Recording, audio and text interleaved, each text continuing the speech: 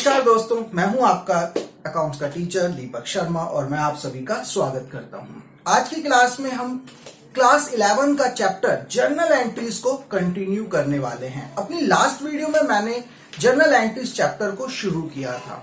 Journal entry का क्या meaning होता है, इसके क्या बेसिक कॉन्सेप्ट है और इसके न्यूमेरिकल किस रूल से सॉल्व होते हैं, ये सब कुछ मैंने आपको अपनी लास्ट वीडियो में डीपली डिस्कस किया था। अगर आपने हमारी पहले की वीडियो को नहीं देखा है तो प्लीज आपसे रिक्वेस्ट है कि आप पहले की वीडियो जरूर देखें। लिंक आपको डिस्क्रिप्शन में मिल जाएगा।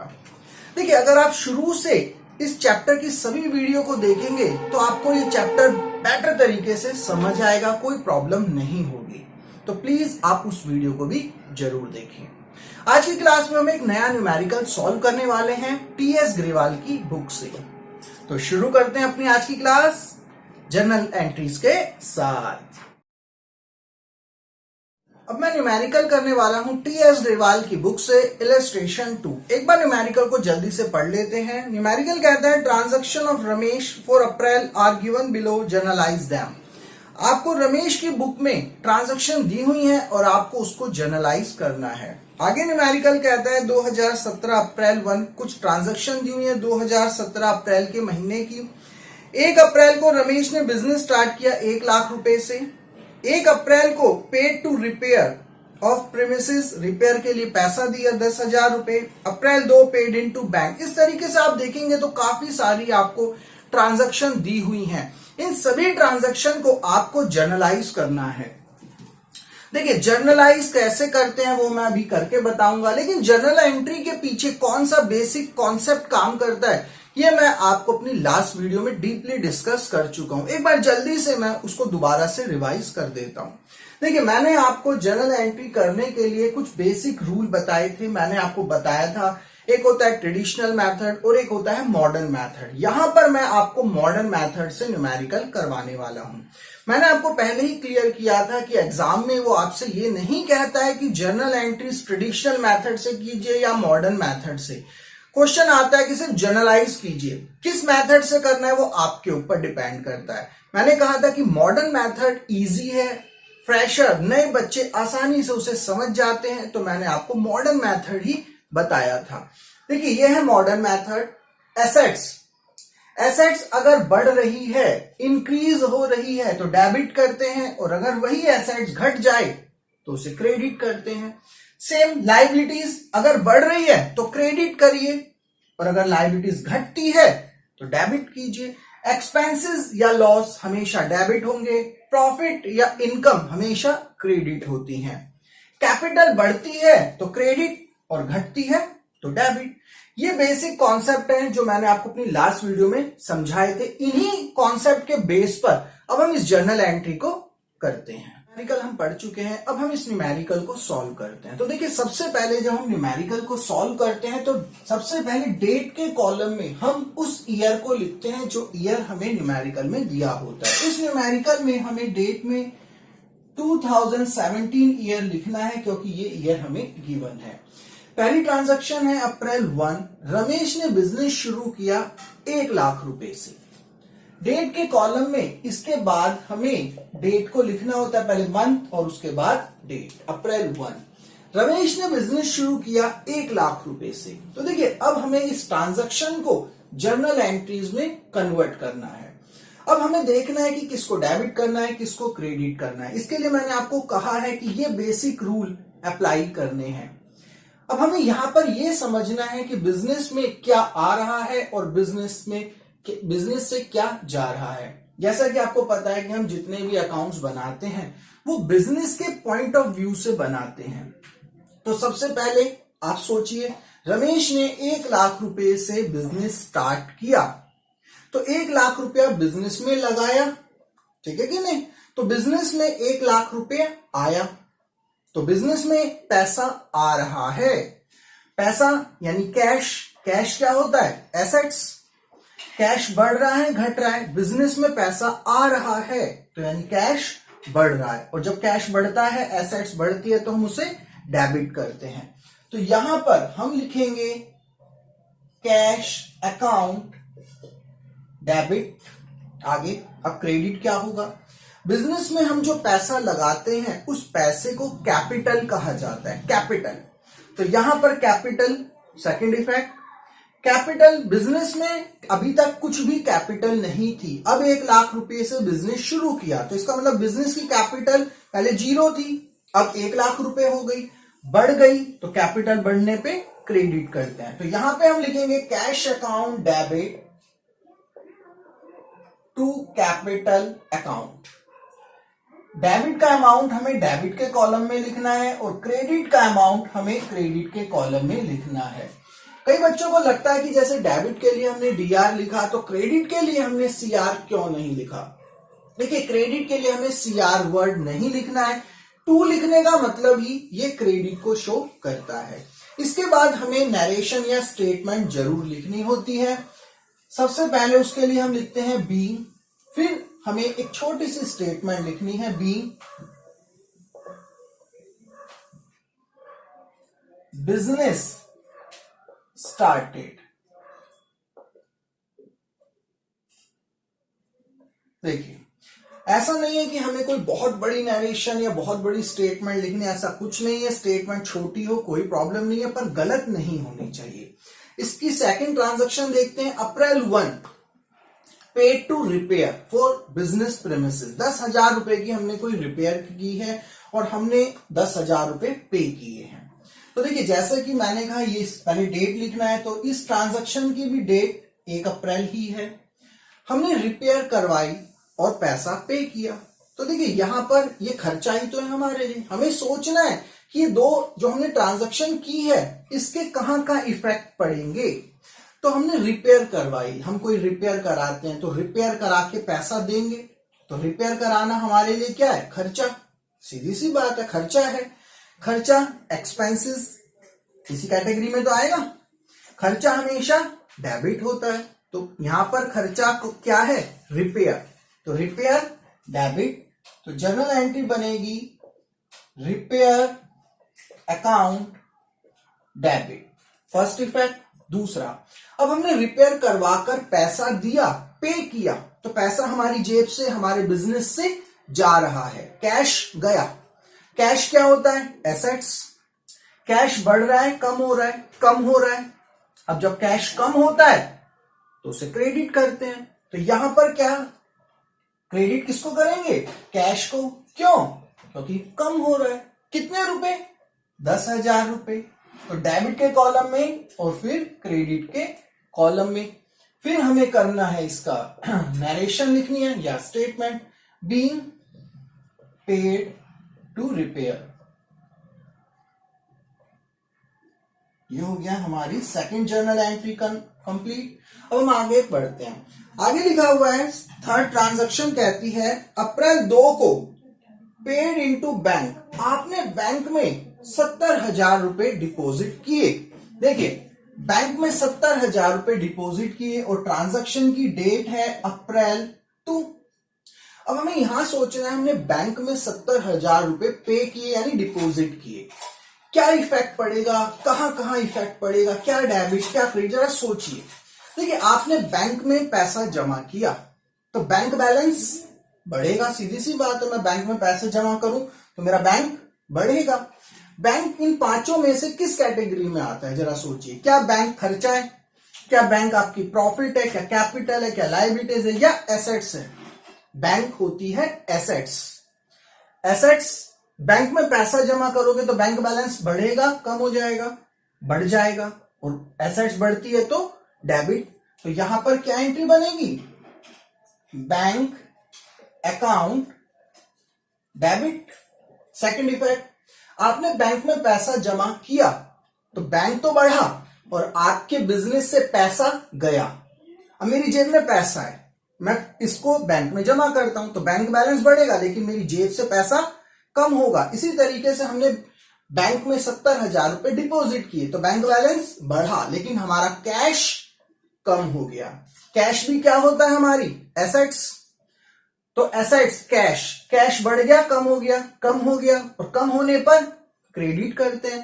तो यहां पर क्रेडिट किसको करेंगे, टू कैश अकाउंट। कितना रुपए का अमाउंट, 70,000, 70,000 रुपए।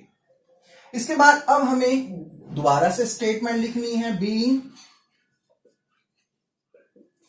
Paid into bank. देखिए मैंने कहा कि स्टेटमेंट आपकी छोटी हो कोई प्रॉब्लम नहीं है, पर गलत नहीं होनी चाहिए, ठीक है ना। आगे पढ़ते हैं। अगली हमारी एडजस्टमेंट, अगली ट्रांजैक्शन है loan from bank taken against personal loan, personal fix deposit 25,000 रुपए। आपने बैंक से लोन लिया है अप्रैल 2 को, यानी सेम डेट पर एक और ट्रांजैक्शन। तो सबसे पहले तो हम क्या करें, सेम डेट, आपने बैंक से लोन लिया है, सिंपल सी बात ये है। अब बैंक से लोन लिया तो जरा सोचिए कहां इफेक्ट पड़ेगा, किसको डेबिट करेंगे किसको क्रेडिट करेंगे। अब आप बैंक से लोन ले रहे हो तो आपके पास पैसा आएगा, मैं किसी से कर्जा लेता हूं तो मेरे पास पैसा आएगा, ठीक है कि नहीं। किससे लोन लिया, बैंक से, तो बैंक बैलेंस बढ़ेगा, बैंक मुझे कर्जा दे रहा है, यानी मेरा बैंक में पैसा आ रहा है, तो बैंक बढ़ेगा। बैंक क्या होती है, एसेट्स, और बैंक बैलेंस बढ़ रहा है घट रहा है, मैं बैंक से लोन ले रहा हूं, कर्जा ले रहा हूं, तो पैसा आ रहा है ना, बैंक मुझे पैसा दे रहा है, तो मेरा बैंक बैलेंस बढ़ेगा, और बढ़ेगा तो डेबिट। तो यहां पर एंट्री क्या होगी, bank account debit. Second effect, मैंने लोन लिया है, कर्जा लिया है, कर्जा, और कर्जा क्या होती है, लायबिलिटीज। कर्जा बढ़ गया या घट गया, अभी तक कोई कर्जा नहीं था, लेकिन अब मैंने लोन लिया तो मेरा लोन यानी कर्जा बढ़ गया। कर्जा बढ़ता है तो क्रेडिट, तो यहां पे क्या लिखेंगे, bank account debit to bank loan, क्योंकि बैंक से ही तो कर्जा लिया है। कितने रुपए का, हमने बैंक से कर्जा लिया है 25,000 रुपए का, जी हाँ 25,000 रुपए, 25,000 हमने बैंक से लोन लिया। इसके बाद हमें नरेशन, तो बीइंग बैंक लोन टेकन, ठीक है कि नहीं, तो स्टेटमेंट लिखनी है। इसके बाद आगे चलते हैं नेक्स्ट ट्रांजैक्शन। नेक्स्ट ट्रांजैक्शन आप देखेंगे तो अप्रैल 3 बॉट गुड्स फॉर कैश, आपने 5,000 रुपए का माल खरीदा नगद, अप्रैल 3। तो पहले हम डेट लिखें, अप्रैल 3 को हमने क्या करा, माल खरीदा, वो भी नगद 5,000 रुपए का।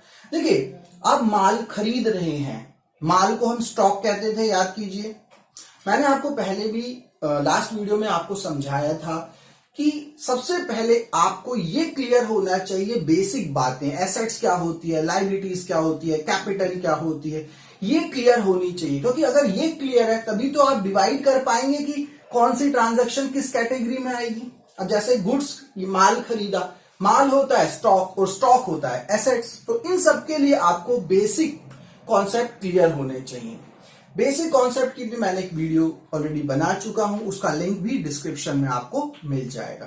तो यहां पर गुड्स खरीदा, गुड्स को हम कहते हैं माल, स्टॉक, स्टॉक हमारी होती है एसेट्स।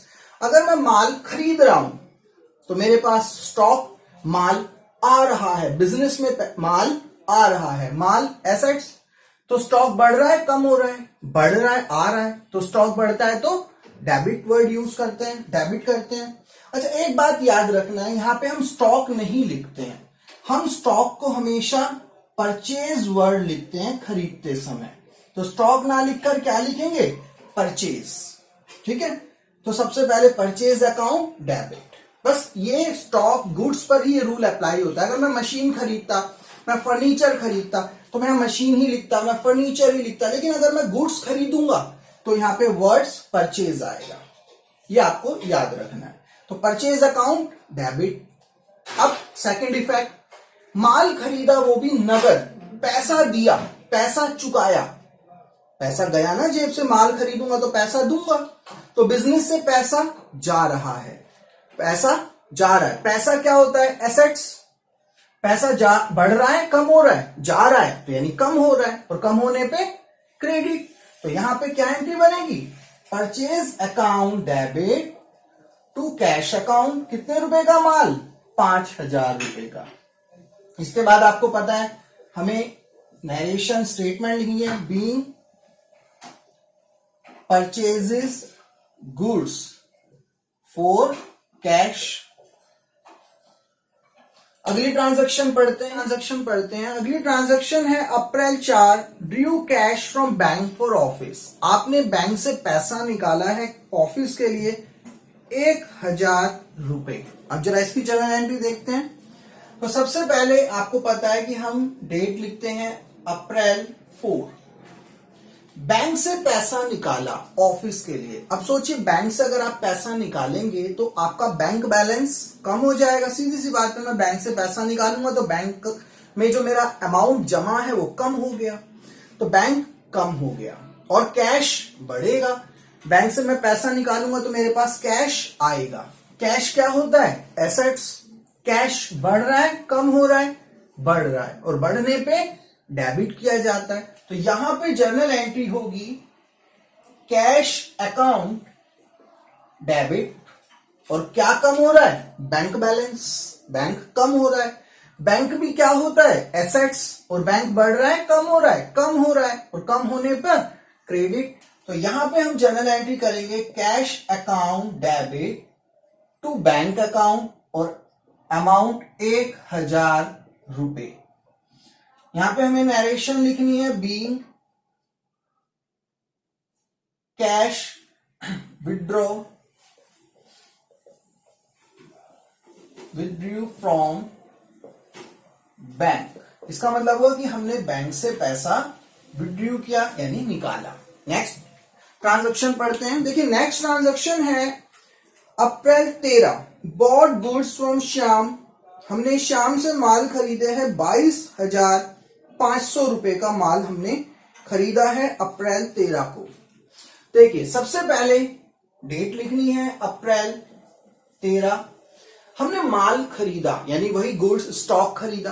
अभी ऐसी एंट्री पहले भी आई थी, लेकिन यहां पे लिखा है फ्रॉम श्याम। देखिए अकाउंट्स में नाम उधार को शो करता है। इसका मतलब हमने उधार खरीदा है श्याम से 22,500 रुपए का माल। तो देखते हैं कहां इसका इफेक्ट पड़ता है। सबसे पहले हमने माल खरीदा तो हमारे पास क्या आया? माल। स्टॉक। स्टॉक किस कैटेगरी में आता है? एसेट्स होता है स्टॉक। अब खरीदेंगे तो स्टॉक बढ़ेगा, कम होगा? बढ़ेगा। बढ़ेगा तो डेबिट। अभी मैंने आपको बताया था कि स्टॉक के लिए हम परचेजेस वर्ड यूज करते हैं। Purchases account debit. Second effect बताइए क्या होगा? हमने नगद नहीं खरीदा, उधार खरीदा है। अकाउंट्स में नाम किसको शो करता है? उधार को। तो हमने उधार माल खरीदा। अब उधार माल जब खरीदेंगे तो हमारा कर्जा बढ़ेगा। अगर मैं किसी से उधार माल खरीदता हूं तो इसका मतलब मैं बाद में दूंगा ये पैसा, तो मेरा कर्जा बढ़ा, लायबिलिटीज बढ़ी। लायबिलिटीज जब बढ़ती है तो उसको क्रेडिट करते हैं। तो यहां पे मेरा कर्जा बढ़ गया। किससे खरीदा है? श्याम से। टू श्याम। कितने रुपए का माल? 22,500 अमाउंट लिखना है और उसके बाद हमें लिखनी है स्टेटमेंट नरेशन। तो यहां पर हम लिखेंगे being goods purchase from Shyam. ये हो गई हमारी स्टेटमेंट। नेक्स्ट स्टेटमेंट पढ़ते हैं। नेक्स्ट स्टेटमेंट है अप्रैल 13 को ही पेड फॉर कार्टेज 500 रुपए। कार्टेज का मतलब भाड़ा होता है, खर्चा होता है। अप्रैल 13।